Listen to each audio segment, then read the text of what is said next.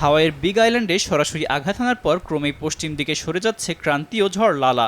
স্থানীয় সময় রোববার সন্ধ্যায় সর্বশেষ পূর্বাভাস অনুযায়ী হনুলুল থেকে প্রায় 270 মাইল পশ্চিমে অবস্থান করছিল ঝড়টি। তবে আবারও শক্তি সঞ্চয় করে বুধবার নাগাদ হারিকেনের রূপ নিতে পারে বলে আশঙ্কা করছে জাতীয় হারিকেন কেন্দ্র। ঝড়ের কারণে শতাধিক বাড়িঘর ক্ষতিগ্রস্ত হয়ে বিধ্বস্ত হয়েছে। এরই মধ্যে প্রবল স্রোতে একটি মহাসড়ক ভেঙে পড়ায় প্রায় 2,500 বাসিন্দার পাহালা জনপদ সম্পূর্ণ বিচ্ছিন্ন হয়ে পড়েছে বাকি এলাকা থেকে। পাশাপাশি চলছে ভারী মাত্রার বৃষ্টি। হনুলুলু জরুরি চিকিৎসা কেন্দ্র জানিয়েছে 200-র বেশি মানুষকে হাসপাতালে নেওয়া হয়েছে। অন্তত 3টি হাসপাতালে চলছে জেনারেটরের মাধ্যমে চিকিৎসা। এছাড়া ক্ষতিগ্রস্ত হয়েছে সড়ক, ছোট কয়েকটি সেতু, যার কারণে যোগাযোগ ব্যবস্থা খারাপ হয়ে পড়েছে। ঝড়ের প্রভাবে রাজ্য জুড়ে বিদ্যুৎহীন হয়েছে প্রায় 2,17,000-এর বেশি মানুষ।